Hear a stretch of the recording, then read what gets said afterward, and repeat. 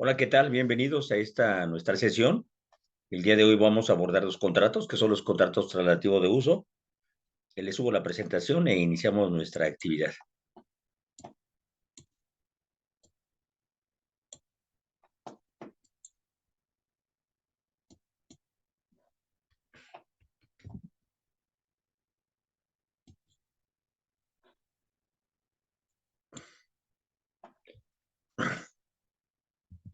Bien, comentamos, vamos a a abordar los contratos traslativos de uso. Son dos contratos. El primero es el contrato de arrendamiento y el segundo es el contrato de comodato. Ambos contratos, como he señalado, son contratos traslativos de uso. En esencia, la diferencia es que uno es gratuito y el otro es un contrato oneroso. El contrato de arrendamiento es un contrato traslativo de uso oneroso, a diferencia del contrato de comodato, que es un contrato de transferencia de uso, pero gratuito. ¿Cómo definimos nosotros el contrato de arrendamiento? El contrato de arrendamiento, pues es aquel contrato en virtud del cual una persona llamada arrendador se obliga a conceder temporalmente el uso y goce de un bien a otra persona llamada arrendatario, quien se obliga a pagar como contraprestación un precio cierto. De esta definición vamos a encontrar o a destacar los siguientes elementos. El primer elemento, pues, es el elemento personal, las partes que intervienen. ¿Quiénes van a ser? El arrendador. ¿Quién es el arrendador? La persona que transmite el uso de un bien. Puede ser un bien mueble o un bien inmueble. No necesariamente tiene que ser propietario, ¿sí? Puede ser otra persona, pero que esté facultado para transmitir el uso o no se transmite la propiedad. O sea, no es requisito que el contrato de arrendamiento lo realice el propietario. La contraparte será el arrendatario. ¿Quién es el arrendatario? Pues será el que está utilizando la casa o el bien y va a pagar un precio por eso, por ese bien. Y se llama arrendatario. ¿Bien? Un elemento importante es la temporalidad. Recuerden que es un contrato, ¿verdad? Que es temporal, te transmito el uso de manera temporal. No existe contratos de arrendamiento, ¿va? Que se puedan manejar de manera vitalicia. Tiene que haber una temporalidad. El objeto, ¿va? El objeto son las cosas y los hechos que lo habíamos señalado. Las cosas pueden ser bienes muebles e inmuebles. Por regla general, se señalan que pueden ser objeto del contrato de arrendamiento los bienes no consumibles en su primer uso. Pero podemos hacer contratos, ¿verdad? Donde se están dando en arrendamiento bienes que son consumibles, ¿va? ¿Para qué se hace? Por ejemplo, unas flores, ¿va? Y te la rento unas flores por 2 horas. ¿Para qué 2 horas? Sí, toda, ¿va? Tu puesto, que está bonito, réntamelo por 2 horas. ¿Por qué? Porque voy a hacer una serie de tomas que lo necesito utilizar. Y te estoy rentando bienes que se pueden consumir, o manzanas o peras para una exposición, ¿va? Por un tiempo determinado, pero no las voy a consumir. Y obviamente debe haber un precio. No existen contratos de arrendamiento gratuitos. Es otra figura. El hecho. ¿Cuál es el hecho? Conceder el uso temporal de un bien. Es la temporalidad un elemento fundamental. ¿Y cuáles son las características de este contrato? ¿Sí? La primera característica, pues decimos que es un contrato traslativo de uso. ¿Sí? O dominio te va a transmitir el goce, ¿no? Como por ejemplo el arrendamiento de un huerto, como ya habíamos señalado. Te rento el huerto, obviamente, y también los frutos. Y señalamos la temporalidad, que es una parte fundamental. ¿Qué temporalidad? Pues para facilitar la circulación de la riqueza. Recuerda que una de las características fundamentales es que la propiedad debe circular, se puede vender, se puede hipotecar, se puede grabar, pero si no están bien determinados los titulares, pues obviamente no circula. Y esa temporalidad, pues vamos a ver que la ley señala un término, ya sea como mínimo o como máximo. En este caso, el término mínimo para un contrato de casa-habitación es mínimo 1 año. Para las casas, el comercio y la industria es hasta 20 años. Tercera característica, pues hablamos del precio. Señalamos, es una suma de dinero, ¿sí? O bien en otra cosa equivalente con la condición de que sea cierta y determinada. Pero tiene que ser dinero o otra cosa equivalente. Cuatro, existe una conducta en beneficio del arrendatario. Recuerden quién es el arrendatario. Pues el arrendatario es la persona que paga la renta. ¿Y cuál es? El arrendador, es decir, el dueño o quien puede transmitir el uso, debe conceder el uso y goce de la cosa entregarla y no estorbarla. No puedo yo ir y por la noche decir, vengo a supervisar cómo estás utilizando el bien que te tiene arrendamiento. No lo puedes estorbar. ¿Sí? ¿Cuál es la clasificación de este contrato? Señalamos, es un contrato bilateral. Recuerden, un contrato bilateral o un acto bilateral es el que genera derechos y obligaciones de manera recíproca y es una clasificación jurídica. A diferencia de los contratos que son onerosos, que sería lo mismo, uno es desde un punto de vista jurídico y la otra desde un punto de vista económico. ¿Sí? Desde un punto de vista económico existen contratos o actos que son onerosos o bien gratuitos. En el caso concreto, el contrato de arrendamiento no puede ser gratuito, siempre será oneroso. Y es un contrato formal. ¿En qué consiste en que sea formal? En que debe constar por escrito, por seguridad jurídica. Un contrato de arrendamiento verbal, estamos generando conflictos y como abogados debemos prevenirlos, no generarlos. Entonces, siempre tiene que ser por escrito y cubrir los elementos esenciales para este contrato. Es un contrato principal. Vamos a ver la fianza que se vincula, que es un contrato accesorio y va vinculado con el contrato de arrendamiento. Y es traslativo, de tracto sucesivo, perdón. Recuerden, un contrato traslativo, perdón, de tracto sucesivo es aquel que se va a ejecutar a través de prestaciones periódicas, en este caso el pago de la renta. Bien, bien. ¿Cuál es la duración del contrato? Ya lo habíamos señalado, ¿no? Existe una temporalidad, en este caso está previsto en el artículo 2398 del Código Civil de la Ciudad de México, ¿va? Y no tratándose de la casa habitación, puede ser hasta por 10 años, mínimo un año y hasta 10 años. Entonces, el comercio de 20 años, lo mal para la industria. Y se entendería la inversión que voy a hacer, remodelar o adaptar, pues tengo que invertirla. Entonces, tengo que tener la seguridad de que pueda recuperar mi inversión. Bien, vamos a analizar ahora cuál es el objeto del contrato de arrendamiento. Y la ley señala que son susceptibles de arrendamiento todos los bienes que puedan usarse sin consumirse, excepto aquellos que la ley prohíba su arrendamiento o los derechos estrictamente personales, ¿verdad? Entonces vamos a destacar dos puntos, es decir, aquellos bienes que sí se pueden rentar o aquellos que no se pueden rentar de acuerdo a esta información. Entonces, primero, ¿qué sí se puede rentar? Sí, todos los bienes que se puedan usar sin consumirse. ¿Va? Un bien mueble, pues obviamente no va, pero si hablamos de los alimentos, recuerden, oye, ¿se pueden rentar los alimentos? Sí, pero hablamos de la temporalidad con lo que hemos señalado, ¿no? Para una exhibición, te lo rento. Réntamelo para tomarle fotografías. ¿Cuánto tiempo te lo rento? 2 horas, pues entra a la tienda y tómalas, ¿sí? O al almacén y tómalas lo que necesites. Por 2 horas te las rento. Sí, pero me lo regresas. O te rento una cantidad de botellas, ¿verdad? De vino para un escenario, pero no las vas a consumir y me las regresas. Bien. Ahora, ¿qué no se puede rentar? Aquellos bienes que los prohíba la ley. O bien, los derechos estrictamente personales. Qué interesante. ¿Ah? Entonces, recuerden, esto lo prohíbe la ley. Entonces, para que yo no pueda rentar algo, pues algo que está prohibido por la ley y los derechos estrictamente personales. Y esto nos lleva a un tema muy interesante que tenemos en nuestra legislación, que es lo que se conoce como el arrendamiento de útero, que en la legislación del Estado de Tabasco se conoce como gestación asistida y subrogada. Repito, está prevista en el artículo 380 del Código Civil del Estado de Tabasco y lo regula, ¿verdad? Entonces esto nos lleva a ciertas situaciones que son muy importantes que vamos a comentar. El artículo 380 bis 1 habla de la gestación por contrato, pero también se le conoce como contrato de arrendamiento de útero. Repito, es un tema muy interesante, ¿va? Que nos genera ciertas inquietudes, ¿va? La primera de ellas podríamos señalar, el contrato de maternidad subrogada es un contrato típico o atípico. O sea, entonces había que limitar la pregunta y decir, bueno, ¿en dónde? A nivel federal, netamente es un contrato atípico porque no está previsto en la legislación, o lo menciona, habla de la inseminación artificial, ¿va? Pero si hablamos del estado de Tabasco, es un contrato típico porque está regulado en sus diferentes etapas. Existen en otras entidades federativas, pero nos vamos a centrar en este contrato en el estado de Tabasco, ¿verdad? Entonces decimos, ¿es un contrato típico o atípico? Todo depende, ¿sí? ¿En qué entidad federativa? En la Ciudad de México es un contrato atípico o innominado. En el estado de Tabasco es un contrato típico o nominado, ¿verdad? Pero el hecho de que esté regulado no quiere decir que es correcto o no. que es lo que vamos a analizar.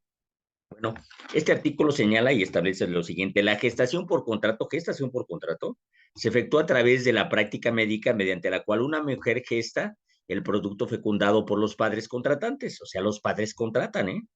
Cuando la madre pactante padece imposibilidad física o contraindicaciones médicas para llevar a cabo la gestación de útero. Gestación por contrato, ¿eh? Si lo está señalando. Pues aparentemente está señalando muy bien, nos dice, oye, pues cuando la madre, ¿sí?, está imposibilitada física o por una indicación médica para que se pueda embarazar.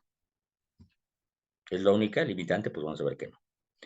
Entonces nos lleva a un contrato, ¿va?, a una relación contractual, una relación jurídica. Entonces podemos hablar que la madre, ¿va?, que proporciona su útero, o que lo renta, o cómo lo puedo señalar, o que le da no es un préstamo, ¿va?, lo da, ¿en qué? En arrendamiento, lo renta lo da en arrendamiento. Hay un acreedor y un deudor, acreedor, ¿verdad?, el que hicimos el contrato, y hay un deudor, ya factible. Luego, un bebé, aquí hay 2 personas que lo están sosteniendo. Existe un acreedor, puedo decir, este bebé es mío. Existe un deudor, este bebé es tuyo, o me lo quedo. Es válido hablar de que un bebé, hay un acreedor y un deudor, o un padre o una madre. Y recuerde que una cosa muy importante para el derecho, que es el ser humano, sujeto o objeto del derecho. Obvio, ¿verdad? Sujeto del derecho. ¿Y se puede cosificar?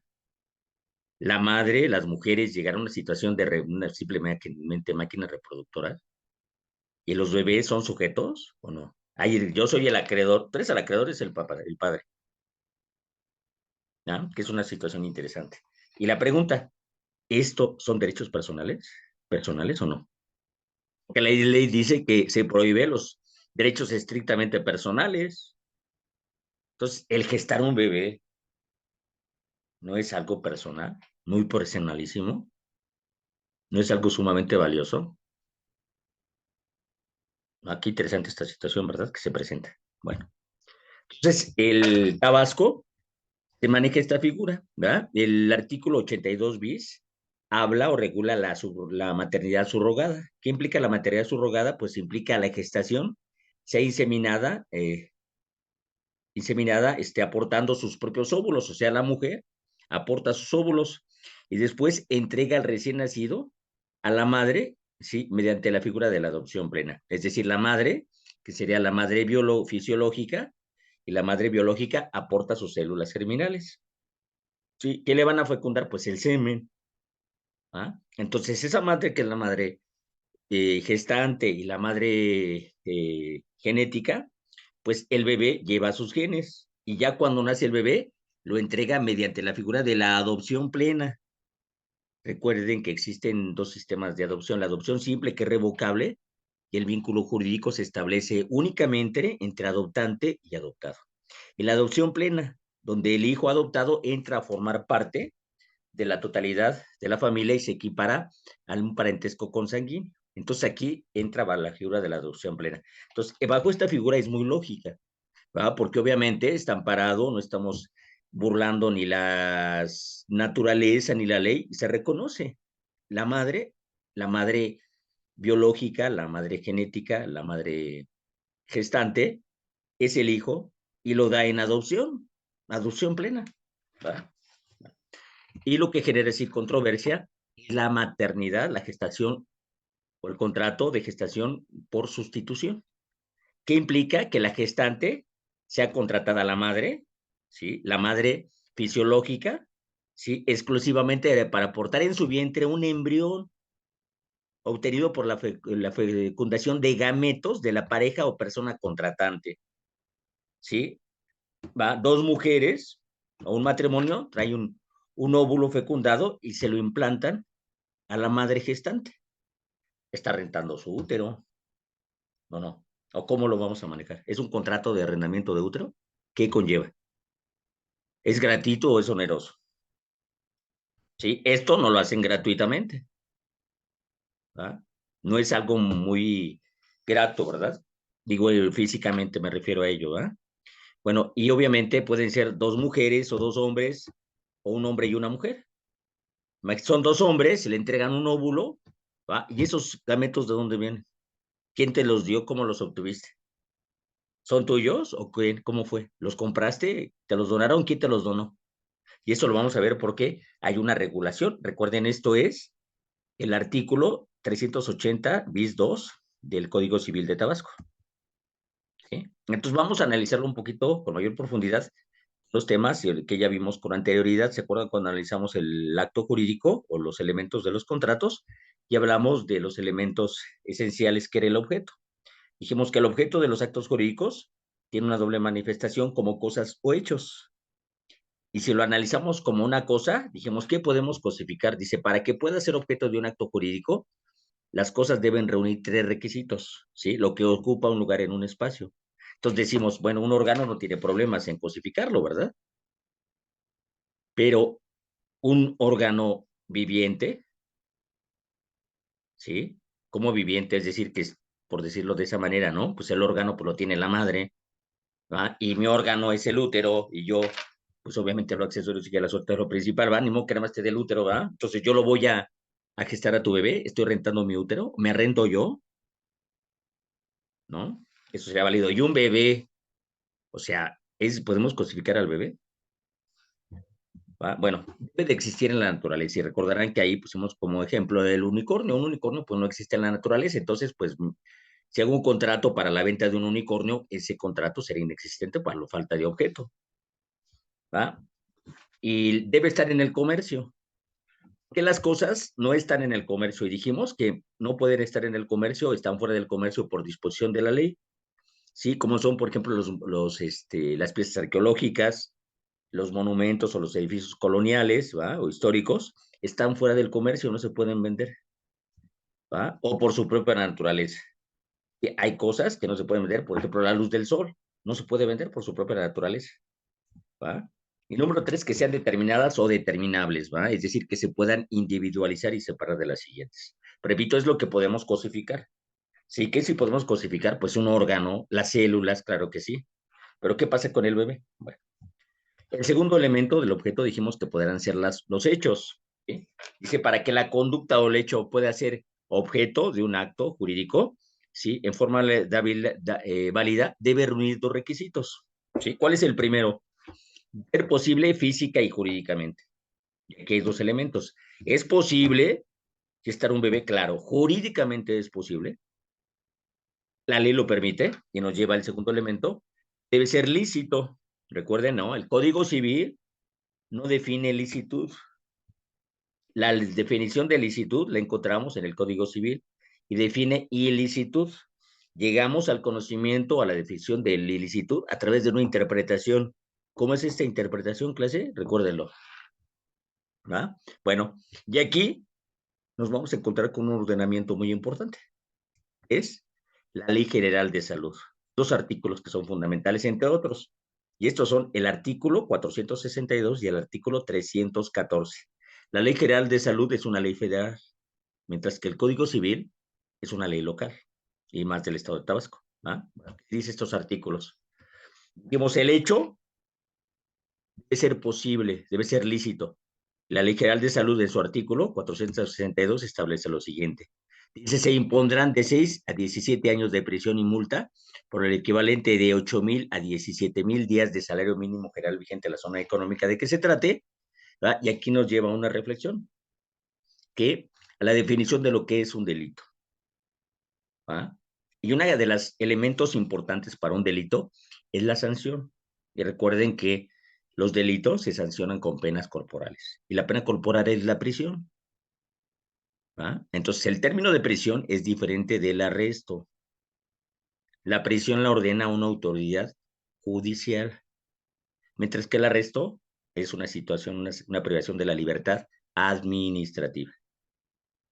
Bien. Y esto, ¿qué se llama? Los delitos que no están en el Código Penal, se les conoce como delitos especiales, ¿va? Y encontramos delitos en otros ordenamientos diferentes del Código Penal. Esto es un delito, ¿va? Y está previsto en la Ley General de Salud, ¿va? En la Ley de Vías de Comunicaciones también hay delitos, y así puedes encontrarlos en otros ordenamientos. Se les conoce como delitos especiales, ¿eh? Bien. Bueno, entonces es un delito especial. ¿Y qué es lo que señala? ¿va? Destacamos las fracciones que son importantes para nuestro tema de este artículo. Entonces, la fracción segunda dice, al que comercie o realice actos de simulación jurídica que tenga por objeto la intermediación onerosa de órganos. Te voy a prestar mi útero, ¿te lo vas a prestar o qué vas a manejar? No sé ahorita cómo están, pero realmente los contratos, fíjense en ese entonces, cuando investigamos este tema, nos comentaban que decían que el arrendamiento por el contrato eran 100,000 pesos por el contrato. Y mes con mes le tendrás que dar a la mujer gestante 10,000 pesos. Entonces, imagínense cuánto sería simplemente, ¿no? 9 meses, lo que estaba señalando, 200,000 pesos. 200,000 pesos, ¿va? ¿En qué? ¿En 10 meses? ¿Ah? ¿Y por qué está en un bebé? Ok, dice, bueno, tejidos, órganos tejidos, incluyendo la sangre, cadáveres, fetos o restos de seres humanos. Luego establece la fracción 4. A los que promuevan, favorezcan, faciliten, publiquen la obtención o la procuración ilegal de órganos, tejidos y células. El óvulo es una célula. El esperma es una célula. O el trasplante de los mismos. Es un delito. Es un delito especial. Una ley federal. Y recordamos, ¿va? La jerarquía de las normas jurídicas. ¿Se acuerdan de la prisión, de la pirámide de Kelsen? Que está en la cúspide, la Constitución. ¿Qué le sigue? Los tratados internacionales. ¿Qué le siguen? Las leyes federales. Las leyes federales. La Ley General de Salud es una ley federal. ¿Ah? Luego, las leyes locales, ¿va? El Código Civil del Estado de Tabasco. ¿Un Código Civil va a prevalecer o estar arriba de la ley federal? Claro que no, ¿va? Y esto genera muchos problemas jurídicos, ¿va? Y esta situación, pues obviamente, ya tiene muchos años. ¿Está bien? ¿Está mal? ¿Qué pasa con esta situación? Que imagínense cuántos bebés están generando así. ¿Cuántos contratos de estos se están realizando en Tabasco llenos de parte del país? ¿Está bien o está mal? ¿Es pertinente o no es pertinente? Suprema Corte de Justicia, ¿qué haces? ¿No conoces de estos casos? ¿No es importante regular esto? ¿Es un contrato? Digo, la parte jurídica ya quedaría pues importante porque se determina cuál sería el valor. Será un acto que es nulo de manera absoluta y no debería producir efectos jurídicos. Y tenemos al bebé, que estamos señalando ahí, se lo pelean, ¿va? Ya no quiero al bebé. Imagínense si el bebé nace mal. O la mujer lo trae a la Ciudad de México y lo registra como suyo. Es un tema jurídico muy interesante, pero no es cualquier cosa porque está en juego. Imagínense la situación de una persona, de un bebé, pues no es nada así menor, ¿verdad? Sino algo realmente muy serio que nuestro derecho debe de prever. Recuerden, el ser humano es sujeto, no objeto del derecho. Y eso no lo puedes perder de vista, ¿no? Porque entonces nos vamos a cosificar y si nos cosificamos, pues perdemos toda la esencia o la parte maravillosa que tenemos como seres humanos, ¿va? Pero bueno. Entonces dijimos, la gestación por contrato, el artículo establece dos figuras para efectos de nuestra clase, que es simplemente la maternidad subrogada y la gestación sustituta, ¿va? Y la que ya genera más conflicto es esta, la maternidad o el contrato de gestación por sustitución. ¿Y cuál es la pregunta? ¿Es legal el contrato de gestación por contrato? Y ustedes ya pueden sacar una conclusión. ¿Cuál es esa conclusión? Pues ya lo saben, ¿verdad? Y esa conclusión pues vendrá en su próximo examen. ¿Es un contrato? ¿Es legal o ilegal? ¿Va? ¿Es un contrato nulo o se puede declarar su nulidad? Declararíamos que es una nulidad absoluta, ¿va? Lo tiene que declarar la autoridad. Y vaya a ser lícito, oye, pero a ver, si lo está autorizando el Código Civil del Estado de Tabasco, de acuerdo a la ley, pero está violentando una ley federal y prevalece la ley federal. Bien. Entonces, es un contrato de arrendamiento, ¿no? Arrendamiento de útero. Bien. Bueno, pues continuemos, ¿va? Vamos a ver ahora las obligaciones de las partes. Vamos a analizar las obligaciones de la arrendadora, es decir, quien va, el casero, quien proporciona el bien. Recuerden que no siempre tiene que ser el propietario. La primera obligación es entregar la cosa en un estado que permita usarla, ¿verdad? De acuerdo a lo convenido. Eso es importante, ¿no? Es un contrato para casa-habitación, es un contrato para comercio. Conservar la cosa arrendada del mismo estado durante el arrendamiento. Tiene que realizar las reparaciones necesarias. Reparaciones necesarias, ¿eh? No es lo mismo reparar, ¿va? Si se funde un foco, que impermeabilizar. Si voy a impermeabilizar, pues sería esto, conservar la cosa arrendada en el mismo estado mientras dure el arrendamiento. La impermeabilización le corresponde al arrendador y el cambio de foco pues le conviene al arrendatario. Y no estorbar el uso de la cosa arrendada, lo que habíamos señalado. El arrendador, aunque fuera el propietario, no puede entrar. Voy a entrar para supervisar cómo estás manejando mi casa. Eso no lo puede hacer. Estaría estorbando el uso de la cosa. Garantizar el uso o goce pacífico de la cosa arrendada. 5. Responder por los vicios ocultos anteriores al arrendamiento. Recuerden que son los vicios ocultos, ¿verdad? Aquellas condiciones, ¿verdad? O aquellas características que hacen impropia a la cosa para la cual se destinó o está destinado o el uso que se pactó. Pagar al arrendatario los gastos por mejoras que se realicen en beneficio del bien. Mejoras, esto se tiene que pactar, ¿verdad? Si rento una habitación ¿verdad? Donde no hay puertas y yo le pongo las puertas, es una mejora.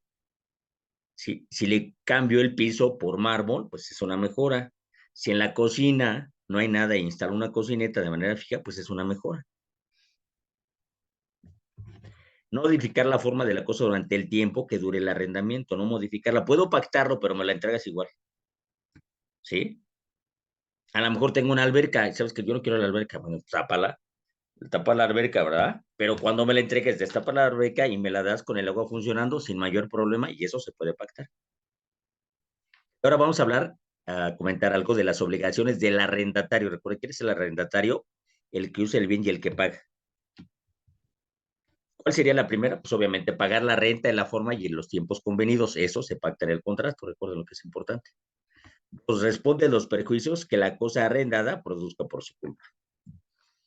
Y 3, usar la cosa solo para el uso conforme a su naturaleza y destino. ¿Cuál era la naturaleza y el destino? Pues es la casa habitación y resulta que tú pones una bodega o pones un local comercial. Esa no era su finalidad. ¿Sí? Bueno, miren, la materia del arrendamiento genera muchos conflictos en materia, por algunos juicios. Con anterioridad, la materia del arrendamiento, pues fue tanto que había tribunales y juzgados especiales del arrendamiento. Ahora estos juzgados ya desaparecieron y se han integrado a la materia civil. Pero existe un apartado en el Código de Procedimientos Civiles que ustedes pueden checar que se llama controversias del arrendamiento inmobiliario. Están previstas en el artículo 975 del Código de Procedimientos Civiles para la Ciudad de México. Y ahí se pueden ejercitar acciones procesales, ¿eh? Recuerden que es una acción, un derecho subjetivo o una facultad que la ley concede a los gobernados para acudir a los órganos jurisdiccionales para solicitar la determinación respecto de una pretensión que hacemos nosotros como gobernados, ¿no? De la autoridad y que determine ciertas cosas. Sí, es un derecho subjetivo, el concepto de acciones. Bueno, existen ciertas acciones que vamos a ver y que están vinculadas o que se derivan del contrato de arrendamiento, principalmente del de casa habitación, del arrendamiento va, y es la figura de la fianza y del fiador que vamos a analizar, el derecho de preferencia, la cita reconducción y el pago de rentas adeudadas. ¿Qué implicaría esto de rentas adeudadas? Que un auto de ejecución, un auto de embargo, un auto de mandamiento en forma. Me debe rentas y aparte te voy a embargar o te voy a requerir que me garantice el pago de estas rentas. Fíjese lo interesante que se conlleva esto, ¿no? Pero recuerde que van a ser montos pocos, ¿no? No va a ser una cantidad así muy grande. Bueno, dependería qué tipo de bien voy a rentar y cuánto me deben de renta. ¿Sí? Bueno, vamos a analizar el primero, que es el contrato de fianza. Y para analizar el contrato de fianza tenemos que comentar algo brevemente de los contratos de garantía. Los contratos de garantía son contratos secundarios o accesorios. Y tiene que existir un contrato principal. En este caso, pues le estoy ahí graficando ese contrato principal donde existe un acreedor y un deudor, una relación contractual, que es el contrato principal. Entonces yo, como acreedor, quiero tener una garantía de que se va a cumplir con la obligación que estoy generando con el deudor, ¿va? Entonces aquí voy a realizar otro contrato que es el contrato de garantía, ¿sí? O un contrato accesorio o un contrato secundario, ¿va? Lo voy a entrever entre el acreedor y un tercero, ¿va? ¿Y cuáles son los tipos o los contratos de garantía que la ley prevé? Pues prevé tres tipos de contratos de garantía.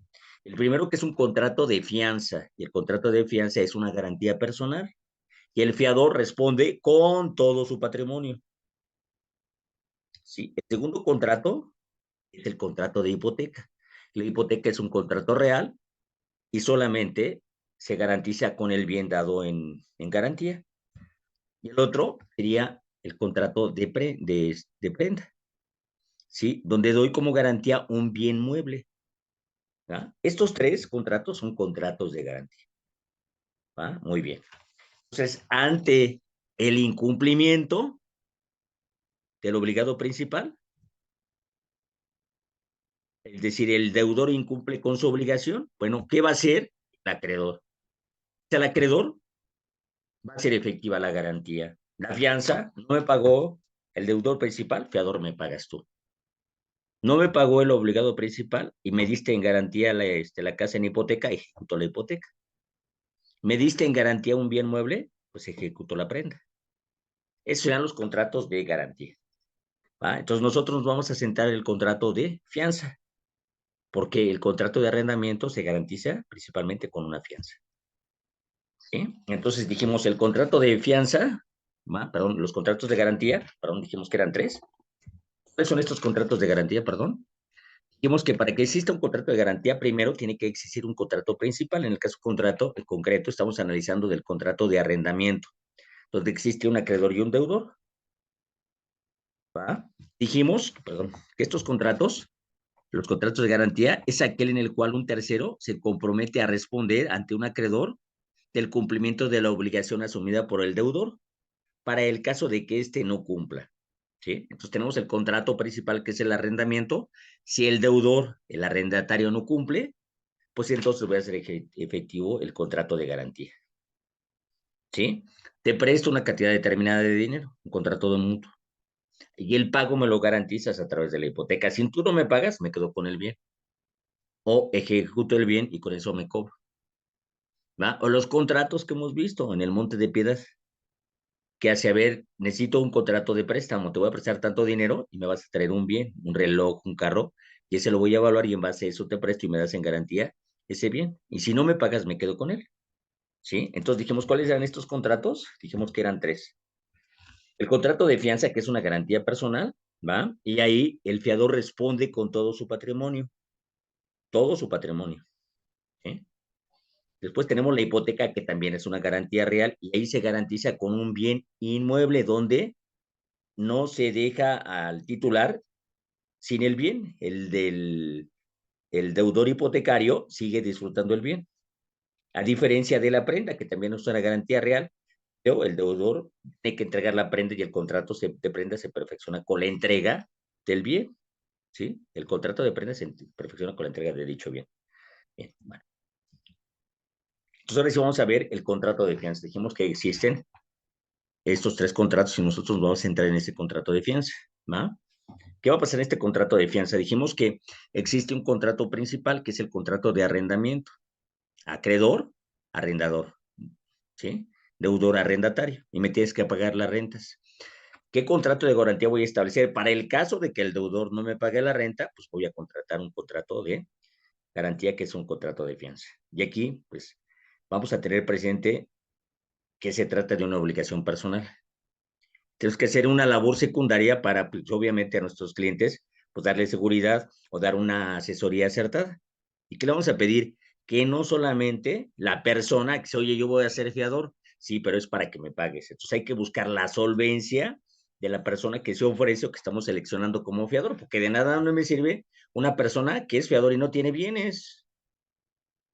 Pues entonces de nada, el fiador y eso de nada me sirve porque no se garantizar el pago de la obligación. Entonces tengo que hacer una obligación adicional, un trabajo adicional que es investigar la solvencia del fiador. ¿Y cómo lo hago? Pues que dame qué tienes en garantía o qué tienes para garantizar. ¿Tienes bienes? ¿O yo sé que eres una persona solvente? Por regla general lo que hacemos es que nos den la copia de una escritura. ¿Pero para qué la copia de una escritura? Para checar en la Ciudad de México que tengan un folio real. Ese folio real es el que nosotros vamos a investigar en el registro público de la propiedad y ahí nos va a dar un historial de ese bien y está actualizado. Entonces voy al registro público de la propiedad y me dice si el bien, si quién es el propietario, si realmente pertenece a la persona o ya lo vendió, imagínense, me da un escrito, una copia, ahí lo vendió el año pasado, ya no es de su propiedad y me da la copia. No, a la OKIM lo que me interesa es el folio real. Y si no hay folio real, digo, ¿sabes qué? Pues yo necesito el folio real. Y si no hay folio real, pues no te rento nada. Porque tú eres el fiador y yo quiero que sea solvente. También podemos acudir a las afianzadoras. ¿Va? Y las afianzadoras, pues también este contrato de fianza, pero es una institución ya más sólida, ¿va? Y que nos da mayores resultados. Bueno, dijimos que este era el fiador, pero hay que tener presente dos cosas. Primero, que es una garantía personal, que ya habíamos señalado, ¿no? ¿Y qué consiste una garantía personal? Que ante el incumplimiento de este deudor, pues que el fiador responde con todo su patrimonio. ¿Va? Y es aquí donde tenemos que hacer esa labor. Si tú eres el fiador, quiero demostrar que eres solvente. ¿Cómo demuestro que eres solvente? Pues sería la certeza que tenga. No es necesario lo conozco o la conozco, perfecto, ¿no? Pero si es una persona nueva, ¿qué vamos a pedir? Pues que tengas bienes. Y ese bien que me das en garantía, bueno, perdón, que dices que tienes como que garantiza tu solvencia, vamos a investigar si está limpio, si no tiene gravámenes. ¿Y cómo lo hacemos? Repito, pues a través del folio real. ¿Va? Y aquí es una parte importante que debemos de tener el contrato de fianza, que el fiador tiene derechos ante el acreedor. Estos derechos son muy importantes. Estos derechos es el beneficio de orden, el beneficio de exclusión, el beneficio de división. ¿Sí? ¿Qué consiste esto? Repito, el fiador va a tener estos derechos ante el acreedor. O sea, tú eres mi acreedor y me estás cobrando, ¿va? Voy a poner mi beneficio de orden, el beneficio de exclusión y el beneficio de división. Son derechos de la fianza. Sí, perdón, de derechos que están ligados al contrato de fianza, son derechos del fiador. Entonces, estos derechos se tienen que renunciar.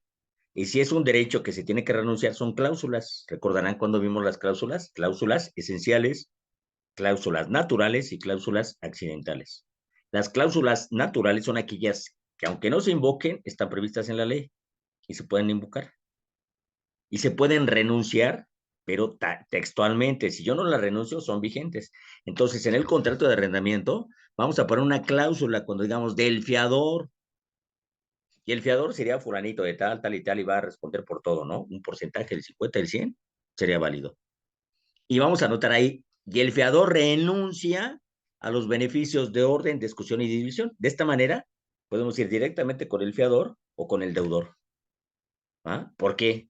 Si no lo hago de esta manera, nos pueden oponer estas excepciones o estos beneficios y vamos a ver en qué consisten y nos van a dificultar mucho nuestro contrato y de nada me va a servir tener al fiador. ¿Sí? Bueno, el primer derecho que tiene el fiador respecto del acreedor es el beneficio de orden. Y como su nombre lo indica, va a ser eso, ¿no? El deudor no cumple. Bueno, pues entonces le demando. ¿Ah? Pero si no cancelo o si no digo que renuncia al beneficio de orden, ¿qué va a pasar? Pues pasa lo siguiente. Esto se traduce el beneficio de orden en que existe la obligación, ¿sí? De que ajá, la parte acreedora ajá, requiera al deudor original o fiado a que cumpla con su obligación, ¿sí? Normalmente también se le conoce al deudor original como fiado y el fiador es ese tercero. Sí, o sea, el deudor original también recibe el nombre de fiado, ¿verdad? Entonces, primeramente sería eso, ¿no? Bajo este beneficio de orden, primeramente tienes que demandar al deudor o fiado para que cumpla con su obligación, ¿verdad? Solo si no te paga, entonces ya vas conmigo, fiador, pero primero vas con él, ¿verdad? Y recuerden, esta es una cláusula natural. ¿Qué implica? Que las cláusulas naturales son aplicables aunque no se pacten, pero se pueden renunciar en el contrato. Si yo no las renuncio, siguen vigentes. ¿Sí? Entonces, primero que tengo que hacer, demandar al deudor principal, ¿va? Y si no, entonces ya vas conmigo, fiador, y nos lleva al siguiente beneficio, que es el beneficio de exclusión. Entonces, primero, ¿cuál era? Primero, debo demandar al deudor y cobrar todo o una parte con todo su patrimonio del deudor. Entonces ya te demandé, me pagaste todo sensacional, entonces ya no voy con el fiador. Pero ¿qué pasa si me debes 100 pesos y solamente me pagaste 50 o 75? Me pagaste 75, entonces me restan 25. Entonces, bajo esta figura de la exclusión, ¿va? Si el deudor no alcanza a pagar la deuda, el total, el fiador solamente va a cubrir el faltante. ¿Sabes qué? Pues primero ve con el deudor principal, yo soy el fiador, tiene dinero, ¿va? Pero primero cóbrale a él. Ya le cobré y me debe 25 pesos, muy bien, entonces ya no te va a pagar los 100, te pago los 25, toma, porque puse mi beneficio de exclusión. Recuerden, es una cláusula natural y si las cláusulas son naturales y no se pactan, pueden invocar y las puedo renunciar textualmente. Entonces tengo que poner mi contrato de arrendamiento, el fiador renuncia a los beneficios de orden y ejecución en la cláusula que se llama de la fianza. Por último, tenemos el beneficio de división. Es la misma situación ante el incumplimiento del deudor o fiado. ¿Qué hacemos? Pues este beneficio que dice, ¿sí? Que en la misma deuda deben existir diferentes fiadores. ¿Sí? Tengo 2 fiadores, 3 fiadores o 4 fiadores. Suele suceder. Entonces, bajo este principio, ¿qué implicaría? El fiador tiene derecho a pedirle al juez, implica pues que exista un juicio, por eso hablamos de acciones, ¿sí? Que se cite a los otros fiadores y la deuda sea pagada en forma proporcional.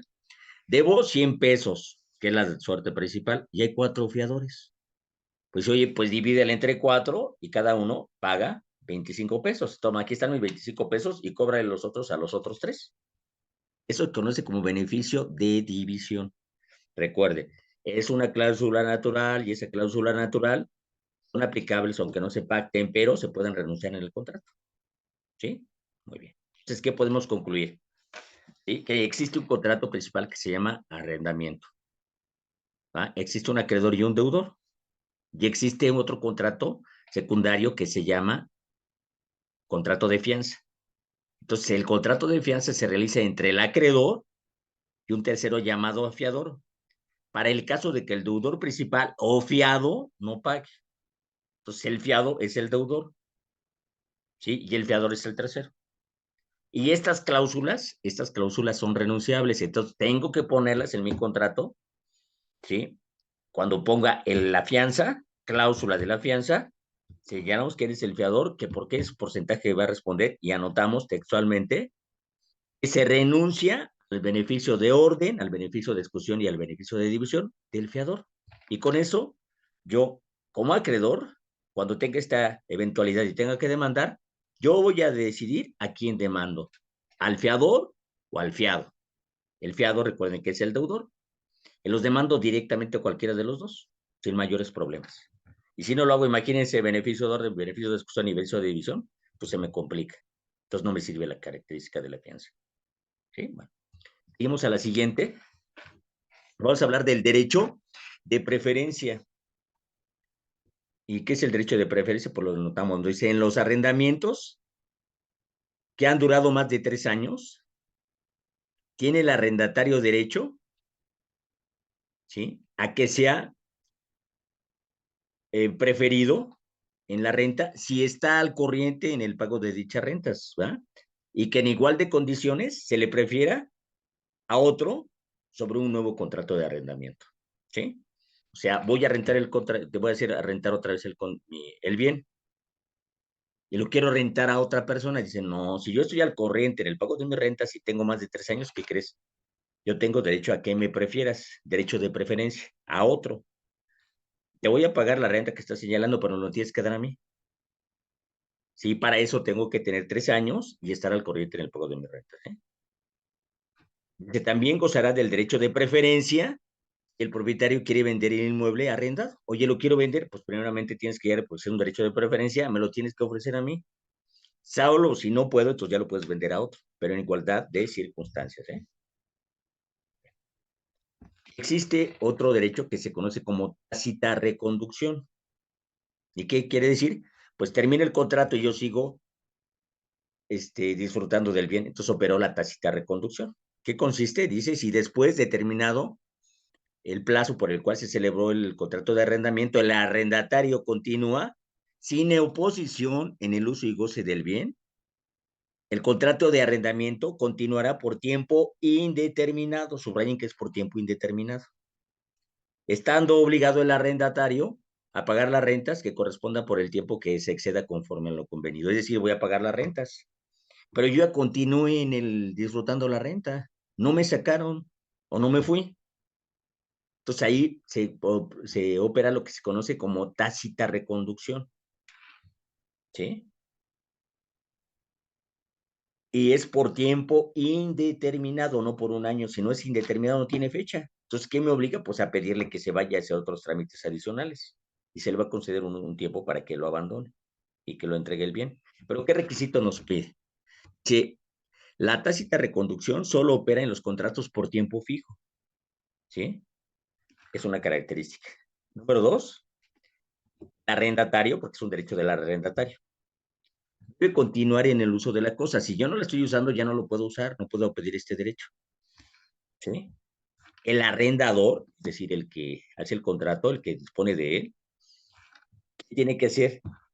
No debe existir oposición del arrendamiento, del arrendatario. ¿Cuándo se puede oponer? Dentro de los 10 días siguientes a la terminación del contrato. Si el contrato termina el día de hoy, es decir, me opongo a la continuación del contrato, ya te tienes que ir. Ya te tienes que ir. Entonces no va a operar la tácita reconducción. Esto tiene que ser en 10 días. Entonces yo presento mi demanda, hoy se termine y no se fue, pues mañana a primera hora presento mi demanda y que me opongo a que opere la tácita de reconducción. Entonces ya no tienes que ir. Te tienes que ir, ya. El contrato ya venció y no te has ido. Entonces te puedo lanzar. Pero si no lo hago, tengo 10 días, operará la tácita reconducción y el contrato de arrendamiento de bienes inmuebles se va a prorrogar por tiempo indeterminado. ¿Sí? Esto, ¿dónde lo vamos a encontrar? En el Código Civil, ¿eh? Luego tenemos otro derecho que es el pago de rentas adeudadas. Está previsto en el artículo 962 del Código Civil para la Ciudad de México. ¿Y qué establece? Dice, se plantea en un juicio de controversias del arrendamiento inmobiliario, que es lo que le habíamos comentado, en el Código de Procedimientos Civiles, en el artículo 957. ¿Ah? ¿Qué nos pide? O sea, la rescisión del contrato, que se vaya, ¿va? Pero se tienen que adeudar el pago de 2 o más meses, ¿va? De deuda. Esto, fíjense, antes se conocía como un contrato especial de desahucio. Incluso si es el contrato especial de desahucio, pues si no cumples con el pago de rentas, o me las pagas o te vas, ¿va? Pero la ley te permite ahora, si me adeudas rentas, también te las puedo reclamar. Sí, ya finalizó el contrato y me debes rentas, entonces te voy a demandar ese pago de rentas y te puedo embargar.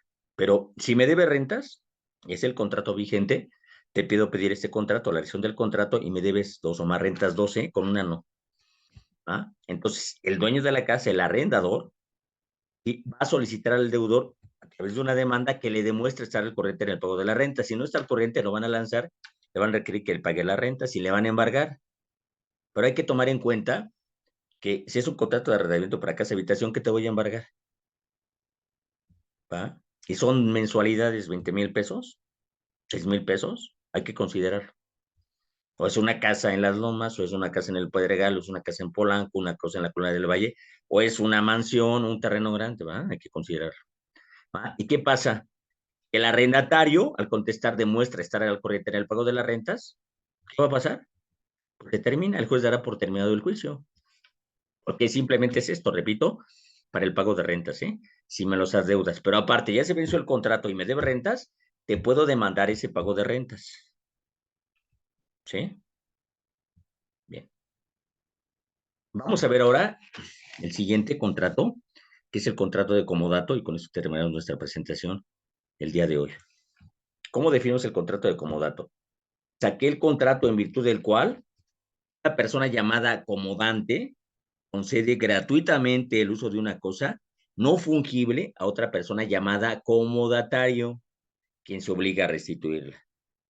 ¿Ah? ¿Cuáles son los elementos de este contrato? Las partes. ¿Ah? ¿Quiénes son las partes? Comodante. ¿Qué es el comodante?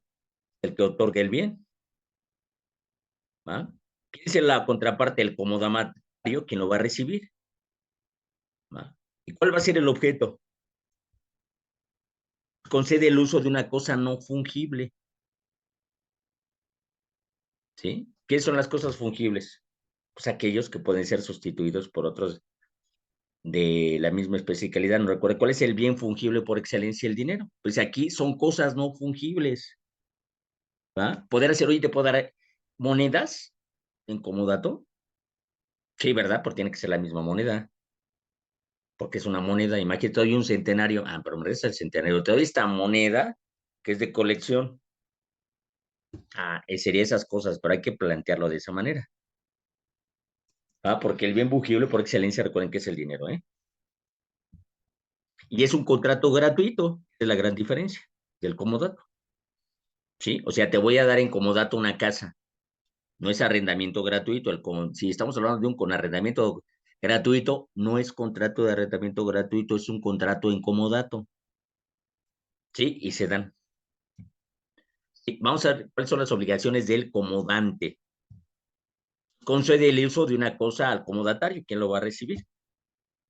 Reembolsar al comodatario los gastos urgentes y necesarios para la conservación de la cosa, ¿sí? En este caso, ¿quién tiene que impermeabilizar la casa? Pues el comodante. Uh-huh.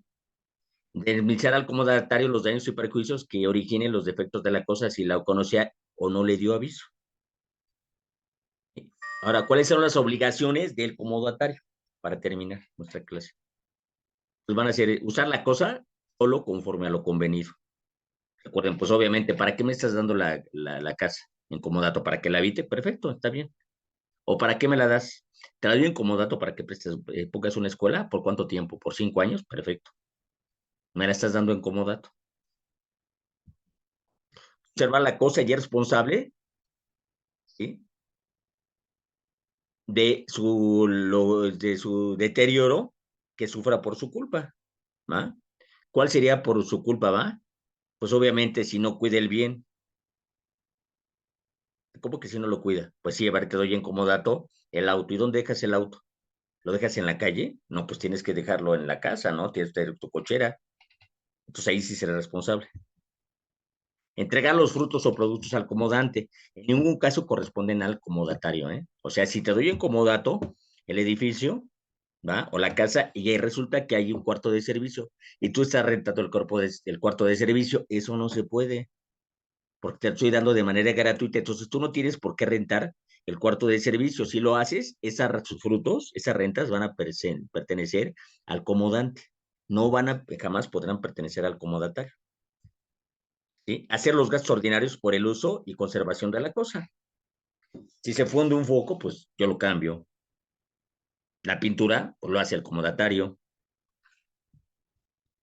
Y por último, entregar o restituir la cosa a la terminación del contrato. Eso es obvio, ¿verdad? Y esta es una obligación, pero decimos que es un contrato bilateral. Que es un contrato, ¿verdad? Donde derechos y obligaciones existen para ambas partes, pero desde el punto de vista económico es un contrato gratuito. ¿Por qué? Porque hay derechos, hay gravámenes, ¿va? Y provechos. Bien, pues clase, con esto terminamos nuestra sesión del día de hoy. Nos vemos, escuchamos la próxima sesión. Hasta luego.